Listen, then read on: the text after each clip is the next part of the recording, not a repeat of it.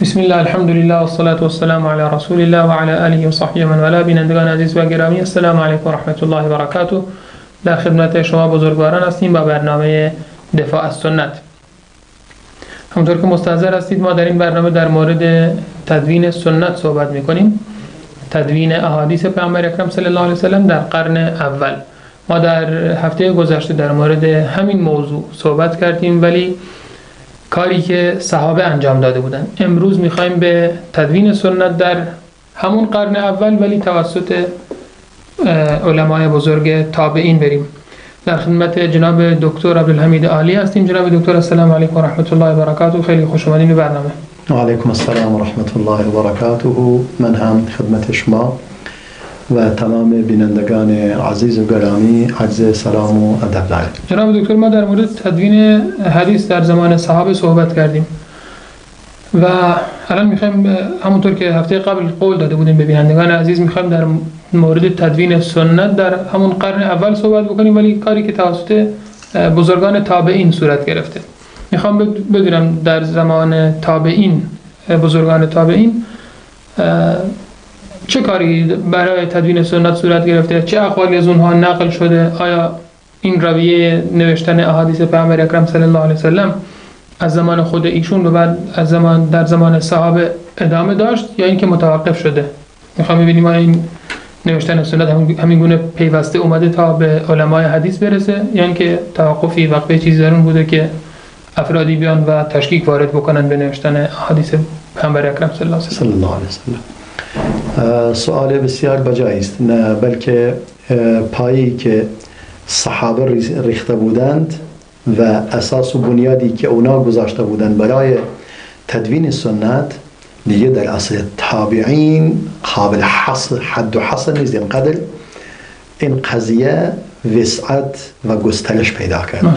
گسترش در زمان، یعنی باید بگوییم اونا دیگه درس کاملی از اساتید خود گرفتن از صحابه، همچنان که اصحاب رسول الله هم صلی الله علیه وسلم از رسول خدا که اولین معلم اونان بوده این علم و دانش رو کسب کردن و تلاش کردن آن را از آن محافظت نمایند و آن را بنویسند و آن را تدوین نمایند و این کارو کردند.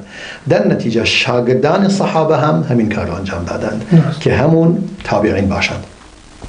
یعنی در عصر تابعین دیگه زحمت هایی که کشیده شده، تلاش هایی که انجام گرفته بسیار زیاد است که ما انشاءالله هم سعی میکنیم مطالبی از اقوال تابعین در این زمینه بیان کنیم و هم مطالبی از اون کارهایی که انجام گرفته بیان کنیم که ما دیگه بالاخره حالا ما هنوز در قرن اول هستیم و عصر صحابه هستیم. هنوز صحابه فراوان وجود دارند و تابعین شاگردان مستقیم صحابه هستند. درسته که تابعین هم اگر ما بیایم در یک تقسیم کلی به 3 گروه آنان را تقسیم کنیم، به قول علما کبار تابعین اونایی که علم و دانششون مثلا 99% را از صحابه دریافت کردند، به اینا گفته می شود کبار تابعین. افرادی هستند به آنان گفته می شود اواسط تابعین، یعنی متوسطین، که مثلا اگر علم و دانشی که مثلا کسب کردن 50% از صحابه گرفتن، 50% هم از تابعین، از کبار تابعین گرفتن. و صغار تابعین داریم، یعنی تابعین سن و سال کمتری دارند. درسته.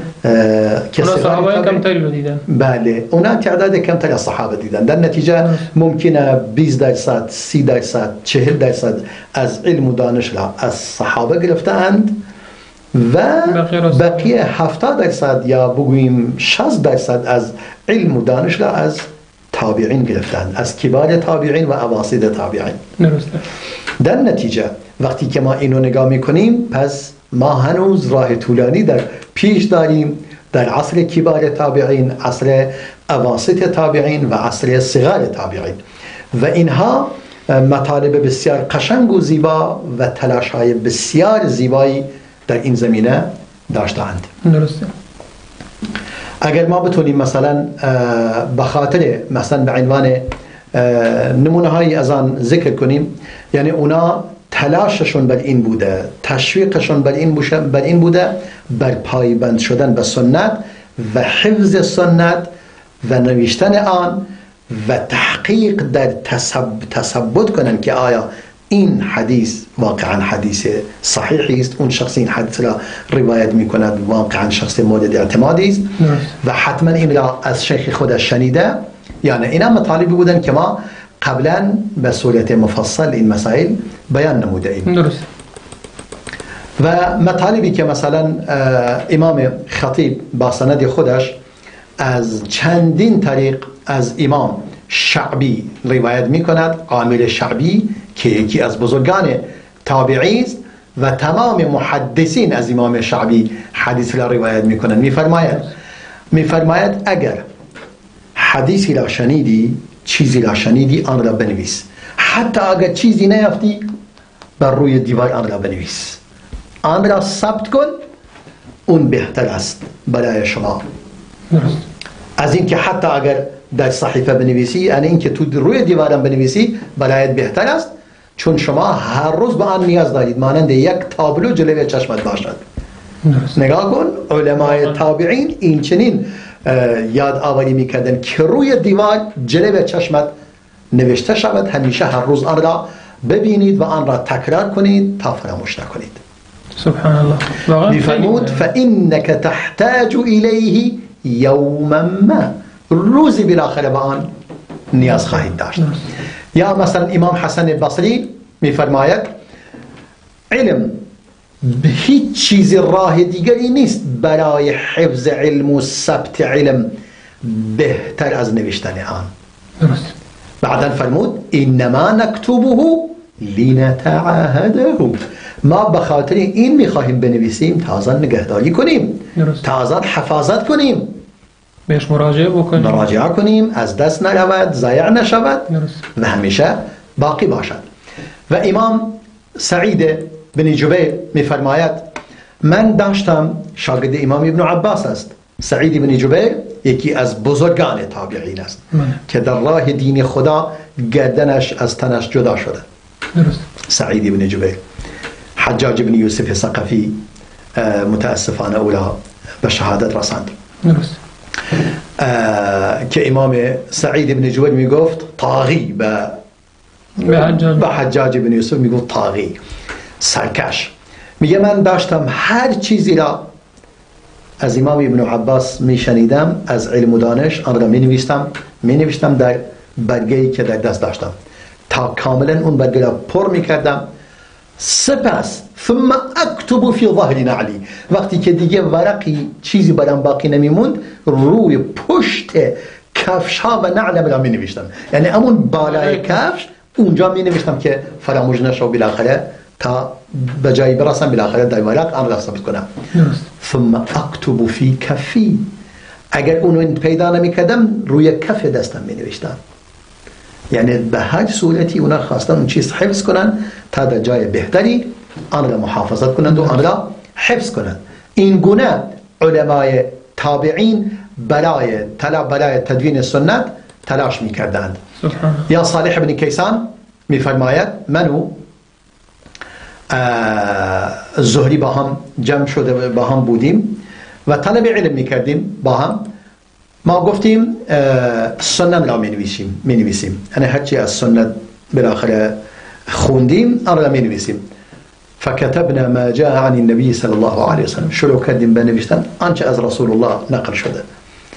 ما جاء عن النبي صلى الله عليه وسلم ثم قال نكتب ما جاء عن الصحابه، بعد از اون چیزی هم که از صحابه بود باز می نوشتیم، چون می گفت اون هم فهم سنت است، هم اون چیزی که سنت رسول الله باشد، همون چیزی که سنت صحابه باشد که این را قبلا بیان کردیم. یکی دیگر قول امام ابن شهاب الزهری بود که میفرمود اگر ما به خاطر این نبود که احادیثی از طرف مشرق برای ما می اومد از شرق می اومد که ما آن را قبول نداشتیم، مورد اطمینان نبود برای ما، به خاطر این نبود اجازه نمیدادم حدیث نوشته بشه، ولی به خاطر این تأکد و تثبت در حدیث دیگه ما نباید حدیث را می نوشتیم. یعنی حتی امام ابن شهاب الزهری خودش یکی از اون افراد بوده که سعی کرده گفته باید افراد بر حافظه خود بیشتر تأکید کنند.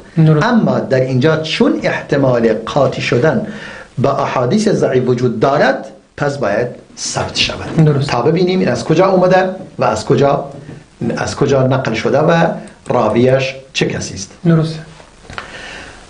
و معاویه ابن قره میفرماید ما علم کسی که علمش را ننویسد ما علمش را علم حساب نمی کنیم. علم است که نوشته شود. کتابت خیلی مهم است. در قرآن و سنت به مسئله کتابت علم و هر چیز بالاخره تأکید فراوانی شده. واقعا همینطوره. وقتی که علمی نوشته بشه دیگه اون روی کاغذ تغییر نمیکنه مگه اینکه صدها سال بر اون بگذره و نمیدونم باد و بارون تغییراتی بر اون ایجاد بکنه. وگرنه تا زمانی که فرد زنده است اون رو نگهداری میکنه، ازش حفاظت میکنه. شاید در حافظه مثلا کمرنگ بشه ولی وقتی به کتاب مراجعه میکنه دوباره همون نص به ذهنش میاد و میتونه همون لفظی که پیامبر صلی الله علیه و آله فرموده رو بازگو کنه. خیلی اهمیت داره. حالا ما گفتیم دلیل این که اینها اینقدر توجه کردن به مسئله نوشتن حدیث و تدوین حدیث چه دلایلی وجود داشت. یکی گفتیم اولا احساس میکنم در هفته قبلم اشاره کردیم ولی مطالب را این اسباب را کامل بیشتر و واضحتر بیان کنیم.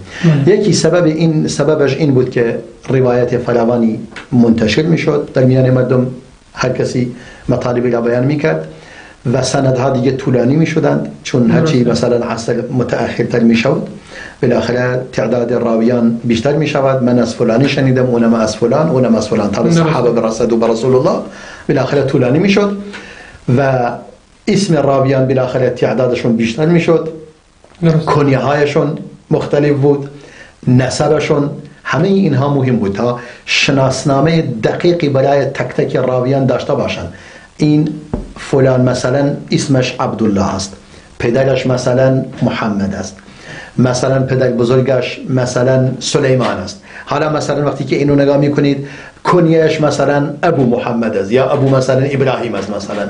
در نتیجه به دلیل اینکه تعداد اسمها مثلا تشابه اسمی، تشابه کنیه، تشابه اینا، باید کاری کنید که به کلی تشخیص داده شود. حالا اگر اسمشون یکیست نسبشون چی، کنیهشون چی، کجا زیسته، شیخش چی، یعنی با تمام اینها سبب شود که تو بتونی تشخیص دهید که اون یکی کدوم، یعنی با هم اینا یعنی دقیق شناسنامه اون راوی باید مشخص شود. پس برای این مطلب یکی از سبب تدوین سنت خاصتا در عصر تابعین این یکی بود.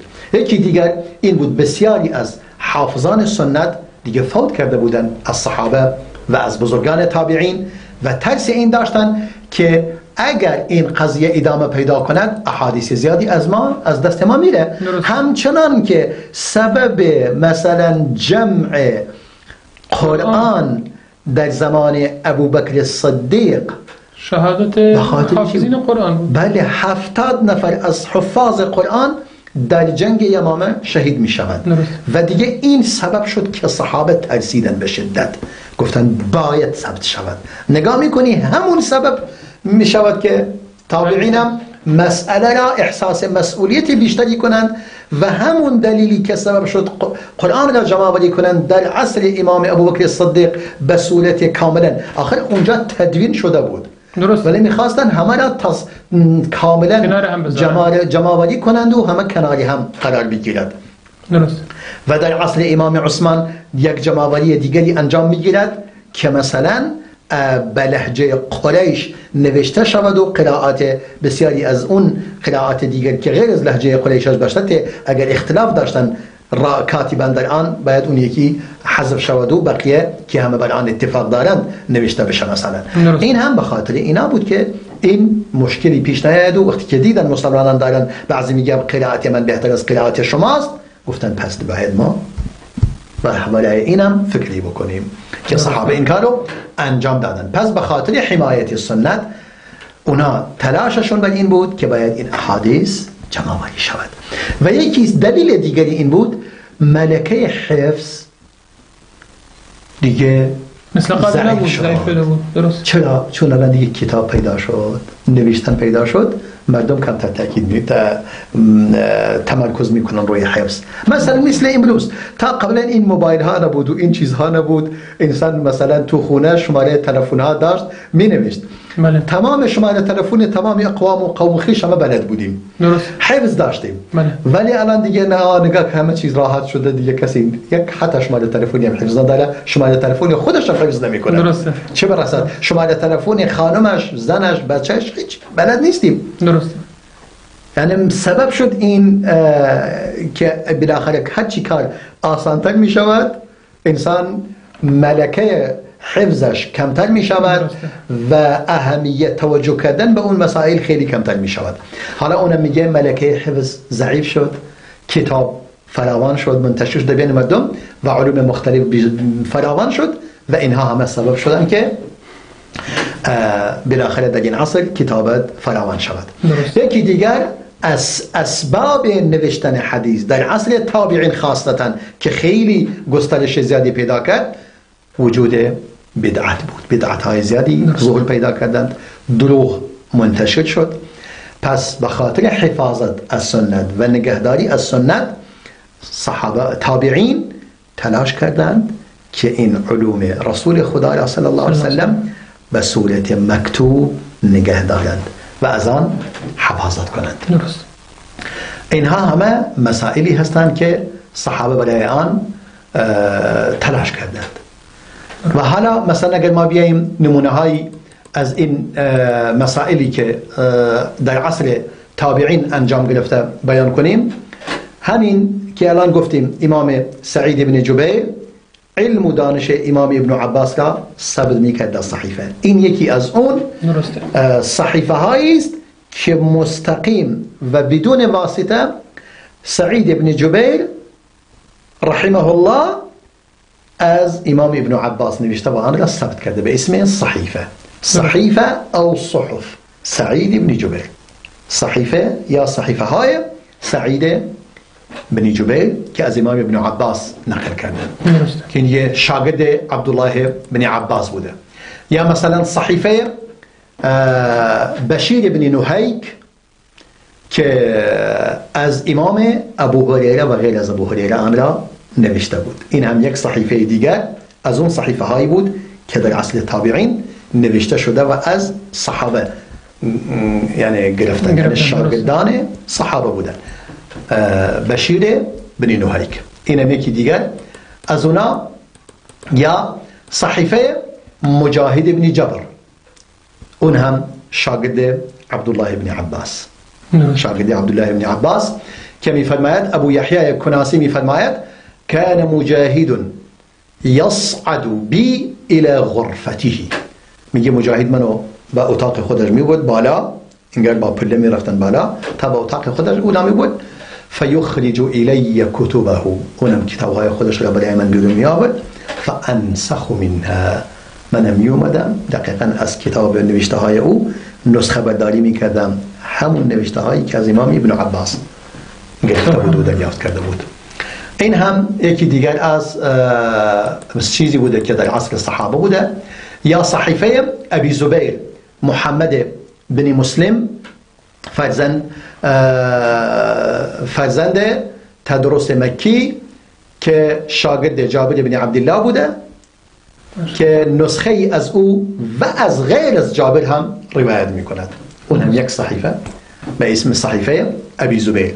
یعنی اینها کلا قبل از اینکه به زمان کتب حدیث برسند، ما هنوز در قرن ابتدای قرن، هنوز قرن اول هستیم.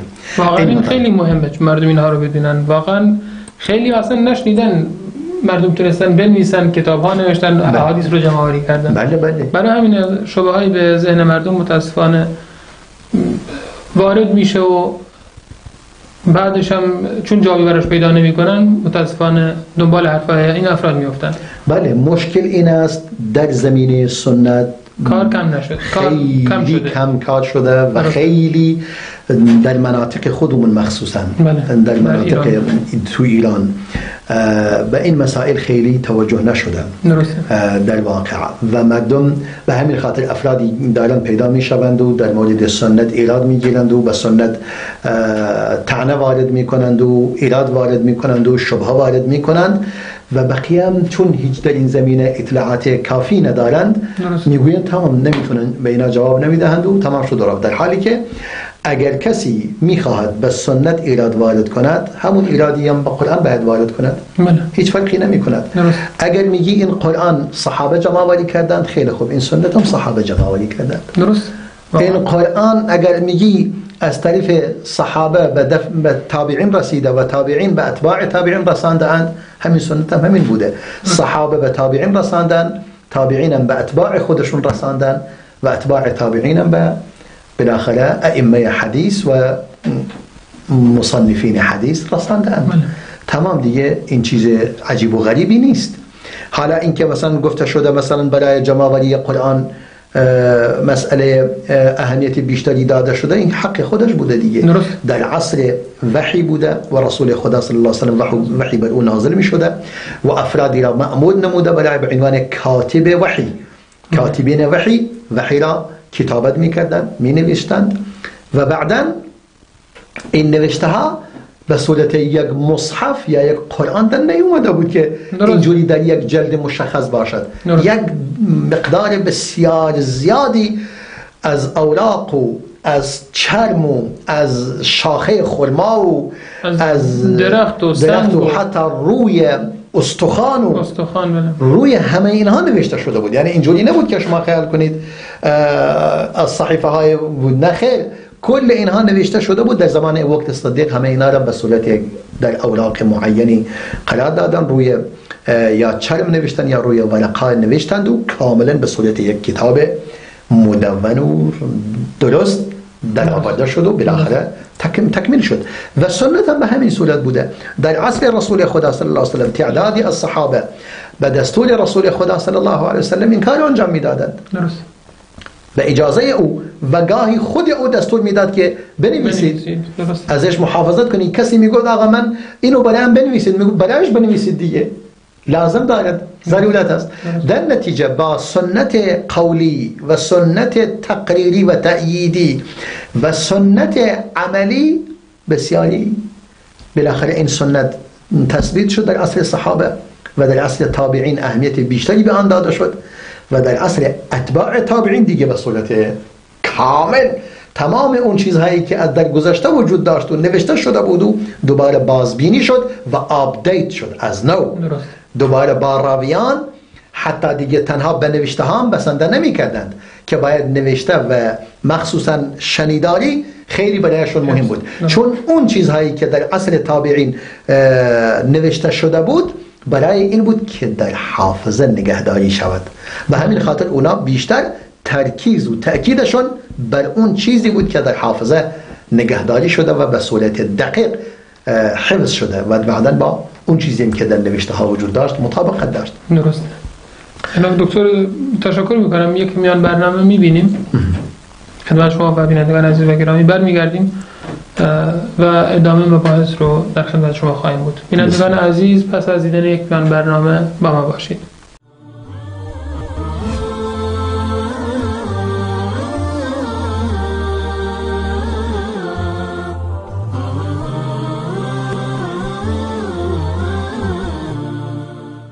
منم قرآن کتاب آسمانی، پیام و رهنمای جاودانی. منم قرآن، منم نور هدایت، سراسر رستگاری و سعادت. سراسر رستگاری و سعادت. منم قرآن کتاب آسمانی، پیام و رهنمای جاودانی. منم قرآن، منم نور هدایت، سراسر رستگاری و سعادت، سراسر رستگاری و سعادت. به قلبی چون بتابد این کلامت، چراغان می کند دلها بر امت. خوشا قلبی که باشد جایگاهت، خوشا جانی که باشد تکیه گاهت. خوشا جانی که باشد تکیه گاهت. منم قرآن کتاب آسمانی، پیام و رهنمای جاودانی. منم قرآن، منم نور هدایت، سراسر رستگاری و سعادت، سراسر رستگاری و سعادت. بیا دیدم که پندی ناب دارم، به قلبم گوهری نایاب دارم. کلام پاک رحمان است و قرآن، نشان رب یزدان است و قرآن، نشان رب یزدان است و قرآن. منم قرآن کتاب آسمانی، پیام و رهنمای جاودانی. منم قرآن، منم نور هدایت، سراسر رستگاری و سعادت، سراسر رستگاری و سعادت. اگر قرآن بود در زندگانی، شود آن زندگانی جاودانی. نمایان می کند راه سعادت، شفاعت می کند روز قیامت، شفاعت می کند روز قیامت. منم قرآن کتاب آسمانی، پیام و رهنمای جاودانی. منم قرآن، منم نور هدایت، سراسر رستگاری و سعادت، سراسر رستگاری و سعادت. منم قرآن کتاب آسمانی، پیام و رهنمای جاودانی. منم قرآن، منم نور هدایت، سراسر رستگاری و سعادت، سراسر رستگاری و سعادت. منم قرآن کتاب آسمانی، پیام و رهنمای جاودانی. منم قرآن، منم نور هدایت، سراسر رستگاری و سعادت، سراسر رستگاری و سعادت، سراسر رستگاری و سعادت.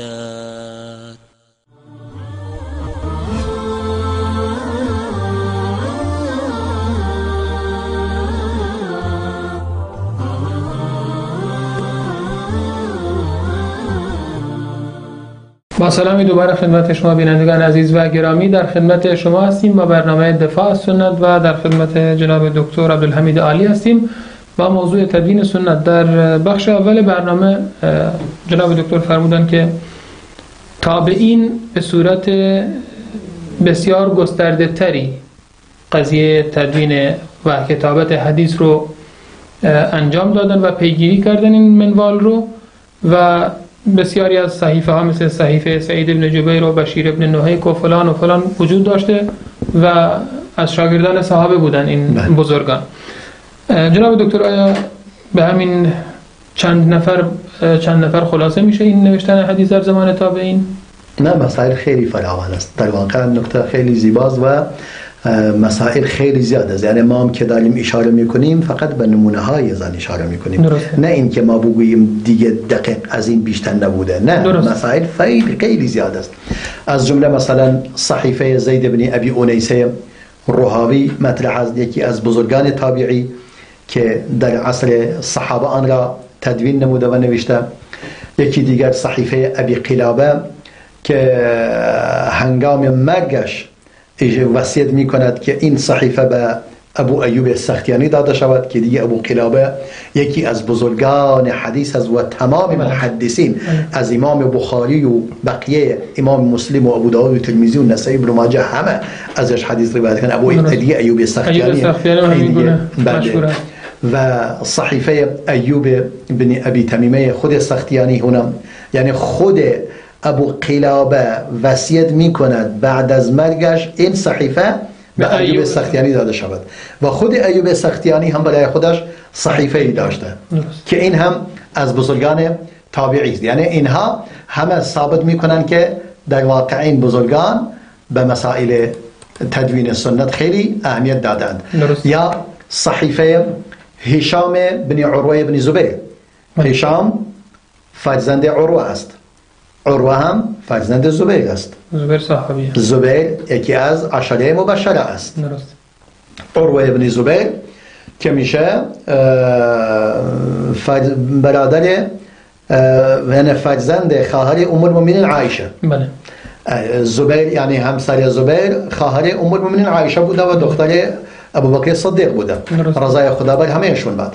پس صحیفه هشام ابن عروه که این هم تمام محدثین همه ازش حدیث روایت میکنند و بخاری و مسلم و الی آخره، کل همه اینها کلا نمونه هایی بودند از صحیفه هایی که در عصر تابعین نوشته شده و در اختیار یعنی در واقع از علم و دانش صحابه نوشته شده و در اختیار تابعین و اتباع تابعین قرار گرفته است.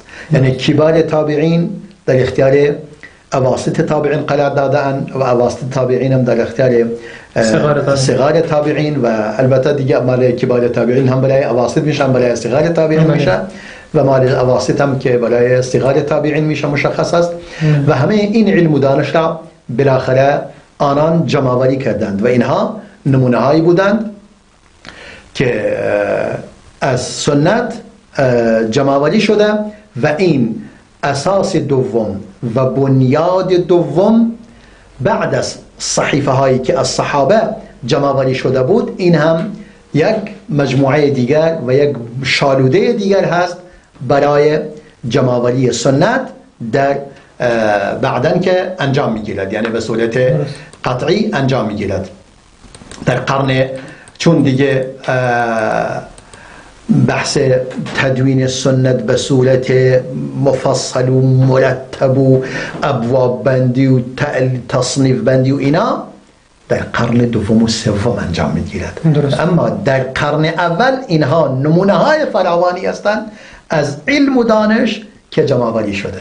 پس در نتیجه تدوین سنت به تأخیر نشده تا قرن دوم و سوم، درست، آنچنان که در میان بسیاری از مردم یعنی معروف است و مشهود است، بلکه امام مالک از در قرن اواخر قرن دوم فوت می کند، به قرن سوم که نرسیده.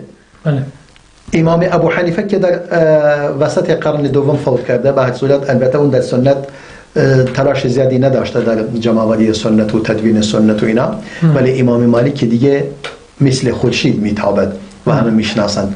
در نتیجه این جهد و تلاش فراوان که در ابتدای قرن دوم آغاز می شود،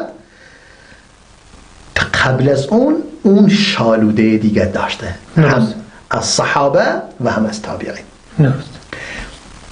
حالا مثلا امام عمر بن عبدالعزیز و امام ابن شهاب الزهری که دیگه اون تلاش بسیار بزرگی که دیگه امام عمر بن عبدالعزیز به صورت رسمی از ابتدای قرن دوم به صورت امر دستور صادر می کند که باید حدیث تدوین شود، این دیگه کسی بر کسی پوشیده نیست که چه کارهایی کرده و از جانب حکومت و از جانب دولت به صورت رسمی به آن دستور داده شده که باید این احادیث جمع آوری شود. یعنی مطلب به حدی فراوان است که در این نمی گنجد. مثلا امام بخاری در صحیح خودش از عبدالله بن دینار بیان می کند، می فرماید امام عمر بن عبدالعزیز نامه نوشت به ابو بکر بن حزم. ابو بکر بن حزم هم که خودش صحیفه ای داشت. فرمود انظر ما كان من حدیث رسول الله صلی الله علیه و سلم، نگاه کن ببین چه احادیثی از رسول خدا وجود دارد. فاکتبه، همه را بنویس. فإنی خفت دروس العلم، چون من میترسم علم از بین برود. یعنی این علم و دانشی که از رسول خدا بجا مانده، من میترسم بالاخره کم رنگ شود و از بین برود. دروس العلمی و ذهاب العلماء، و میترسم علما و دانشمندان هم فوت کنند، از بین بروند. ولا تفشو العلم، ولتفشو العلم، بنویس که علم منتشر شود. ولتجلس حتى يعلم من لا يعلم، حتى يعلم من لا يعلم. درست. باید بنشینید تا اون کسی که نمیداند آگاه شود، علم به آن یاد دهید. فإن العلم لا يهلك، چون علم نابود نمی شود. حتی یکون سرا، مگر اینکه پنهان باشد. یعنی کتمان علم را نابود می کند. درست. وقتی که علم بیان شود و یعنی گفته شود، دیگه علم از بین نمی رود. درست، قطعا درست. به همین خاطر در کتاب خدا در 2 آیه به صورت صریح بر کسانی که کتمان علم می کنند نفرین کرده. خدا و رسول خدا و ملائکه و همه آنان را اولئک یلعنهم الله و یلعنهم اللاعنون، یعنی اون کسانی که یکتمون العلم، علم را کتمان می کنند و در واقع علم را نمی رسانند. یعنی کتمان علم سبب می شود که علم از بین برود. درست. این از نشانه از میشه گفت خصلت یهود بود. بله یهود و نصارا. بله. یکتمون الحق و هم یعلمون، از کارا رو میکردن. بله. این در سوره بقره از اون آیه که فرمودید ان الذين يكتمون ما انزلنا من البينات والهدى من بعد ما بيناه للناس في الكتاب اولئك يلعنهم الله و یلعنهم اللاعنون. بله. اون کسانی که کتمان میکنند آن چیزی که ما نازل نموده ایم از بینات و هدایت، کسانی که آن را کتمان میکنند. کتمان یعنی چی؟ یعنی آن را بیان نمی کنند، آن را پنهان میکنند، برای دیگران بیان نمی کنند، منتشر نمی کنند. آنان کسانی هستند الله آنان را لعنت می کند و تمام لعنت کنندگان جن و انس و ملک همه لعنتش می کند. تمام نفرین کنندگان آنان را نفرین می کند. این بود که در یک قول دیگر امام ابن شهاب الزهری فرمود امرنا عمر بن عبدالعزیز بجمع السنن. الله اکبر، دقت کن. میگه عمر بن عبدالعزیز به ما دستور داد که احادیث را جمع آوری کنیم. فکتبناها دفترا، میگه دفتر آن را می نوشتیم. فبعث الى كل ارض له عليها سلطان دفترا، اون هم برای هر کسی هر جایی که سلطان او به آنجا می رسید، یعنی قدرتش در اونجا بود، تا کجا قدرت داشت و جامعه اسلامی تا کجا گسترش داشت، تا افریقا، از اونجا تمام آسیا و تمام افریقا و اینها در زیر سلطان اسلامی بودند و دیگه تمام کشورهای خاورمیانه، تمام کشورهای خاورمیانه و افریقا همه زیر سلطان دولت اسلامی بود بله تا هند و سند و طرف تا افریقا و بله دیگه همه آسیا هستند. به اروپا هم رسید. بله. در زمان حجاج بود که اندلس فتح کاملا درسته. پس تمام سلطان اسلام به کجا رسیده بود؟ میگه برای هر نقطه یک دفتر از اون کتاب را می نوشت، یعنی نسخه از آن را می نوشت، می فرستاد. نسخه برای امیر اونجا می فرستاد که به مردم برسانند و در اونجا منتشر کنند. این مرد بزرگوار خیلی کار بسیار عظیمی کرده. یعنی امام عمر بن عبدالعزیز ایشون خودشون عالم بودن، فتوکوپی امام عمر بن خطاب، یعنی عمر بن عبدالعزیز دیگه کسی کمی نیست. درسته. امام دارمی با سند خودش با نقل می کند از عمر بن عبدالعزیز می فرماید کتب الى اهل المدینه، یک نامه را به سوی اهل مدینه می فرستد، می فرماید انظروا حدیث رسول الله صلی الله علیه وسلم فاکتبوا، میگه نگاه کنید هرچی احادیث از رسول خدا دارید در مدینه جمع آوری کنید. یعنی فقط یک بار نبوده به زهری بگه و نه، تمام دیگه به صورت مستقیم میگه زهری یکی از آنان بوده و اهل مدینه علم رسول الله در مدینه بوده صلی الله علیه وسلم، علم رسول خدا در مدینه بوده و اونجا آن را گفته هرچی حدیث هست جمع آوری کنید و بنویسید. این هم یعنی میرساند که کار و تلاش این بزرگان چی بوده؟ فرمود چون فإنی خفت دروس العلم و ذهاب اهله، چون من می ترسم علم از بین برود و اهل علم از بین بروند. آخر رسول خدا در یک حدیثی می فرماید صلی الله علیه و سلم ان الله لا يقبض العلم انتزاعا من صدور الرجال، پروردگار علم را از بین نمیبرد به اینکه از دل مردان آن را بیرون بیاورد، یک دفعه اونو در بیاره، اینجوری نیست. ولكن يقبض العلم بقبض العلماء، بلکه علم را قبض میکند با گرفتن علما. حتى اذا لم يبق عالما اتخذ الناس رؤوسا جهالا، تا اینکه عالمی باقی نمیماند، عالمی حقیقی. در نتیجه مردم چیکار میکنن؟ میدونن پیش جاهل، پیش جهال میروند. اتخذ الناس رؤوسا جهالا، میرن پیش افراد جاهل و نادان و علم و دانش دینی ندارند. چیکار میکنن؟ فسئلوا، از آنان سؤال شرعی میکنند، فافتوا بغیر علم فضلوا و اضلوا، پس بدون علم و دانش فتوا میدهند، هم خودشون گمراه میشوند هم دیگران را گمراه میکنند. امروز اینجوری شده. امروز این فضای مجازی بسیار، یعنی با تعصب فراوان، با وجود اینکه فواید زیادی هم دارد، استفاده فراوانی دارد، اما سبب شده هر انسانی، هر کس و ناکسی خودش را عالم جلوه دهد و بالاخره از اینجا چیزی را نسخه برداری کند و از اونجا نسخه برداری کند و دو سه چیز را مثلا به مردم تحویل میدهد و فتوا میدهند به مردم و بالاخره مردم هم نمیدونن، تشخیص نمیدن عالم کی است و جاهل چه کسی است. عالم و جاهل را اصلا تشخیص نمیدن. حتی افرادی وجود دارند که من بهشون میگویم ابو جهل هایی وجود دارند در میان مردم، خودشون به عنوان اهل علم قلمداد میکنند، علیه سنت قرار میگیرند، توهین به علما میکنند، توهین به اصحاب میکنند، توهین به علماء این امت میکنند، به محدثین، به فقها.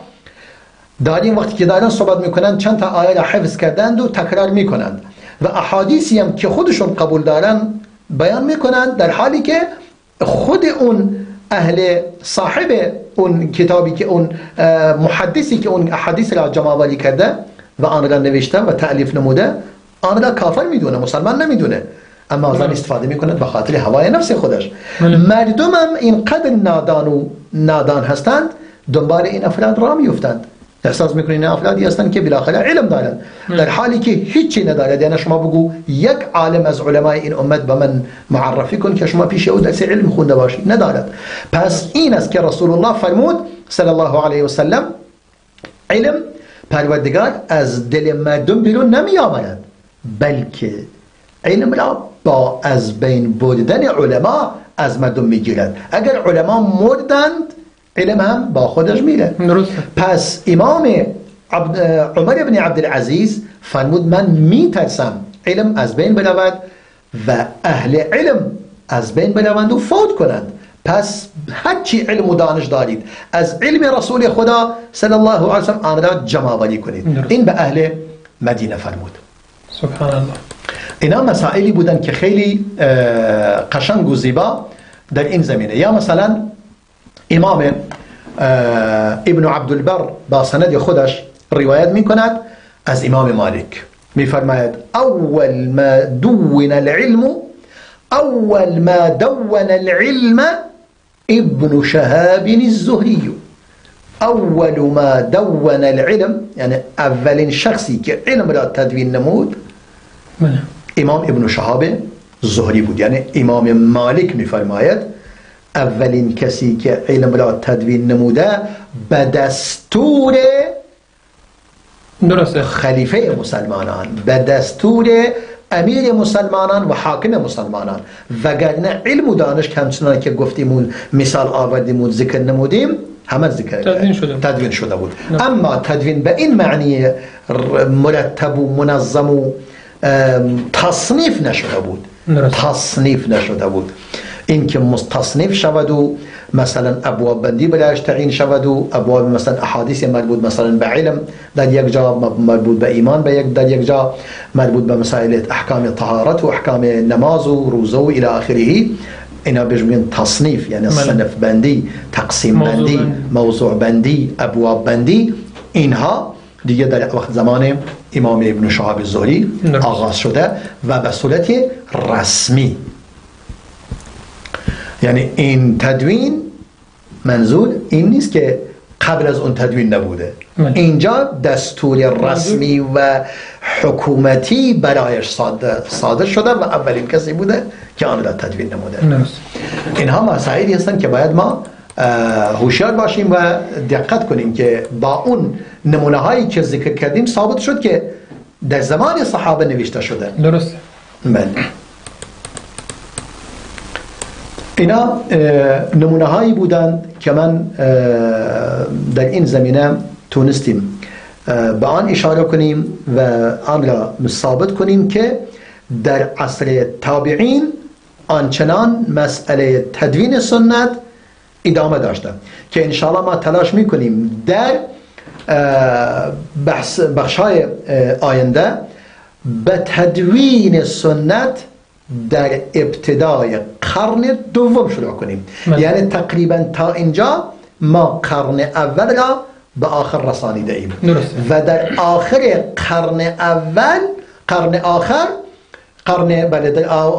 قرن اول دستور حکومتی برای جمع‌آوری حدیث صادر شده. پس در نتیجه این که گفته شده احادیث جمع‌آوری نشده الا بعد از 2-3 قرن بعد از رسول خدا، این یک دروغ شاخداری است و یک حقیقت یعنی حقیقتی، یعنی اصلا حقیقت نیست، یعنی یک چیزی دور از حقیقت، واقعا باطل است اساسی نداره و بدون اساس و بنیاد است چنین چیزی. چون ما نمونه ها این همه نمونه را ذکر نمودیم در عصر صحابه و در عصر تابعین و دستور تابعین برای جمع‌آوری آن، برای تقیید علم، برای نوشتن علم، همه اینا ثابت نبود که بالاخره علم تدوین شده. درسته. جزاک الله خیر. من خیلی وقتا با افرادی صحبت میکنم، میان مثلا امام بخاری رو متهم میکنن که اومده و حدیث نوشته و فلان کرده، حتی میگن امام عمر مردم رو نهی کرده از روایت حدیث. دوست داشتم این سوال را نظر شما بپرسم که چرا در اون زمان سیدنا عمر، ما ظاهراً قرن اول رو تموم کردیم ولی این سوال هنوز مونده، شاید نیاز باشه که جواب بدیم، چرا سیدنا عمر از روایت حدیث نهی کرد در اون زمان، در زمان خلافت خودشون؟ چون این قضیه هم به همین روایت نوشتن حدیث و تدوین حدیث ارتباط داره. مردم میگن نگاه کنید خلیفه مسلمان نمیذاشت مردم حدیث روایت بکنن و این احادیث دیگه روایت نشد و تا اینکه بخاری اومد و شروع کرد به نوشتن حدیث و از این حرفا. نه، امام عمر در اصل نهی امام عمر از این نبوده که حدیث روایت نکنید، چون اون خودش هر وقتی مشکلی برایش پیش می اومد مردم را جمع می کرد، یعنی سابقین اولین از مهاجرین و انصار را جمع می کرد، می فرمود آیا شما در این مورد حدیثی از رسول الله شنیده اید یا نه؟ این دلیل بر این است که نهی از احادیث نکرده و اصلا غیر معقول است. و اصلا امام عمر یکی از کارهایی که در عصر خلافت خود انجام داد این بود اجازه نمیداد هیچ کسی از سابقین اولین از مهاجرین و انصار از مدینه خارج شوند. یعنی اجازه نمیداد هیچ کدوم در خارج از مدینه زندگی کنند. به خاطر چی؟ به خاطر اینکه هر وقتی لازم بود سریع اونا را جمع کند و از اونا مشورت بخواهد. برای مشورت همیشه شبان و کهها، یعنی کهول، از افرادی بودند که جز مشاورین امام عمر بودند. یعنی هم جوانان از جوانان مشورت می گرفت، هم از اونایی که شیوخ و سالمند بودند علم و دانش می. بله، از عبدالله ابن عمر فرزندش، از عبدالله ابن عباس، از دیگران هم جوانان، هم کهول، هم سالمندان از اونا استفاده میکرد و مشورت میگرفت. در نتیجه امام عمر خودش یکی از اساسی ترین کسانی بوده که در این زمینه تلاش فراوانی کرده که احادیث همچنان نگه داشته شود و حفظ شود و امام عمر به آن دستور داده که نوشته شود. و امام عمر اما در مورد زمان امام عمر گاهی مثلا فردی که حدیثی را روایت میکرد تأکید میکرد، میگفت این حدیث رو شنیدی یا نشنیدی؟ مطمئن هستی که دقیقا اینو از رسول الله شنیدی؟ میگفت بله. گفت خیلی خوب، شاهدی بیار. برو شاهد بیار. این مشهوره که سیدنا عمر حدیث بدون شاهد رو قبول نمیکرد، میگفت باید بری یه شاهد دیگه بیاری، یه شاهد کسی دیگری باشد برای اطمینان، برای تأکید بیشتر، برای اینکه این را پای ریزی کند. اصلا در اینجا پایه تحقیق در مورد سند امام عمر و صحابه آن را پای ریزی کردن. البته این کار تنها کار امام عمر نبوده، امام ابوبکر این کارو کرده، امام عمر این کارو کرده، امام علی این کارو کرده، امام عثمان این کارو کرده. یعنی هر کدوم در عصر خودشون برای در این زمینه هر کدوم نمونه هایی دارند که این کارو انجام دادند و این تحقیق کردند و سعی کردند که بالاخره از صحابه مثلا در ابتدا که کسی حدیثی را روایت میکند انگار میخواهند این مردم را خوب بیازمایند، آیا واقعا حافظه خوبی دارند، دقیق آن را حفظ کردند، دقیق آن را شنیدند و آن را تغییر ندادند.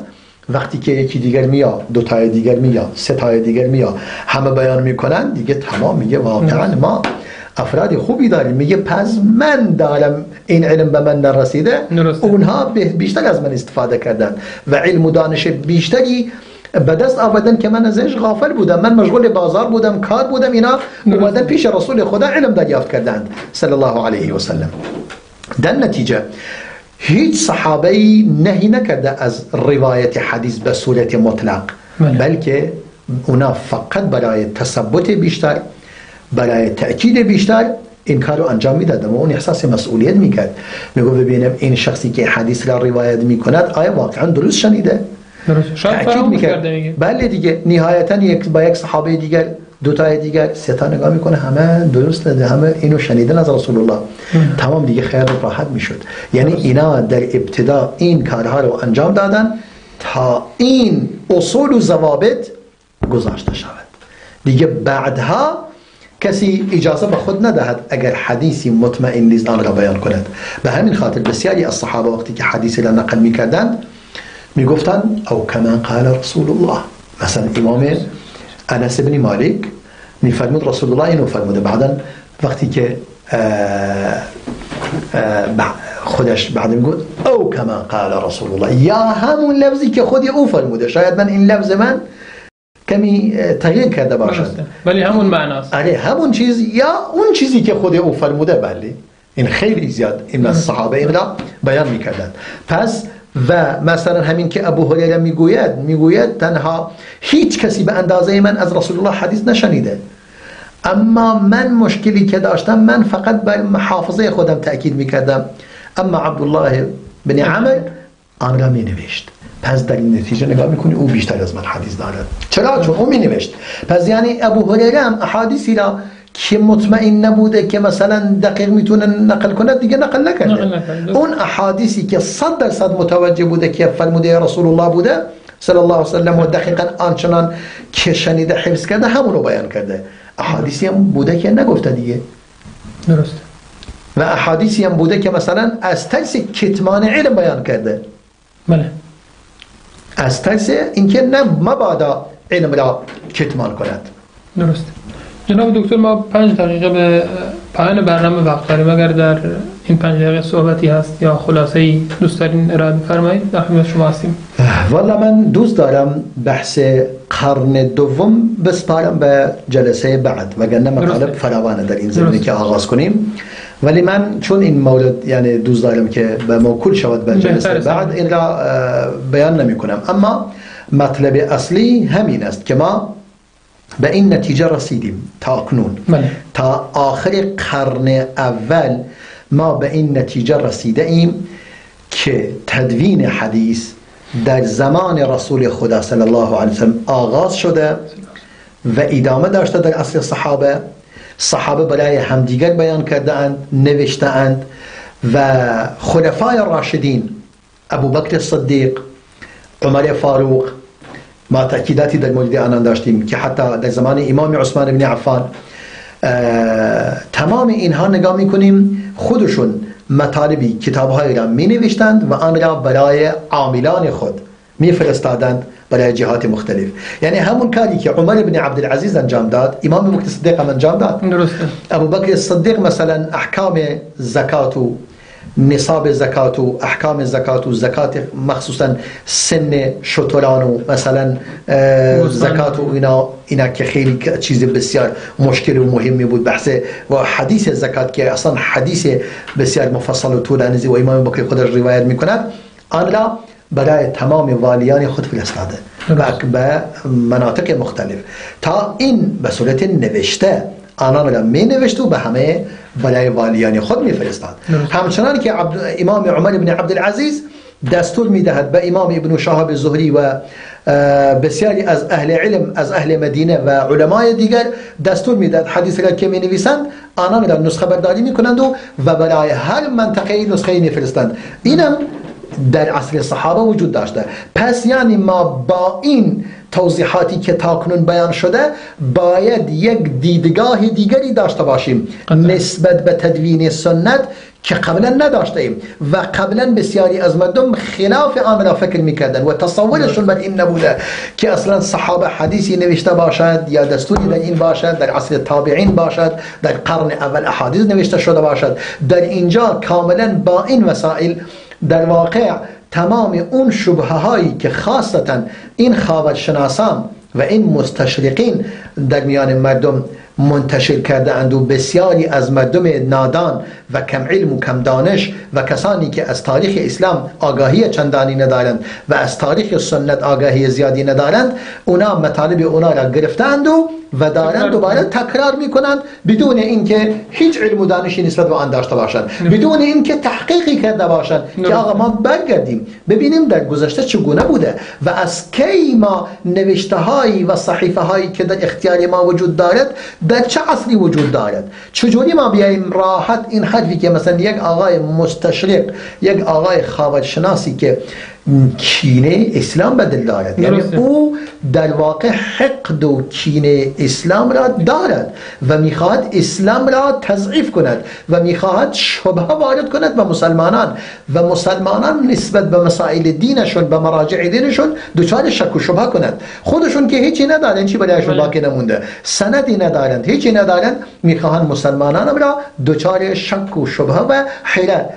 سرگردانی کنند. در نتیجه به این مسائل و با این توضیحاتی که تاکنون ما داده ایم و بیان کردیم روشن شد که در قرن اول و در عصر صحابه و در عصر رسول خدا صلی الله علیه و سلم و در عصر تابعین کاملا احادیث احادیث زیادی نوشته شده و احادیث زیادی تدوین شده و بزرگان تابعین احادیث را نوشته‌اند، حتی اگر شده روی دیوار بوده، روی کفشایشون بوده، روی هر جا که پیدا کردن تا آن را حفظ کنند و نگه دارند و برای حفظ سنت. به نظر من به این مقدار بسنده میکنیم و وقت ما به پایان رسیده. الحمدلله دیگه کافیه.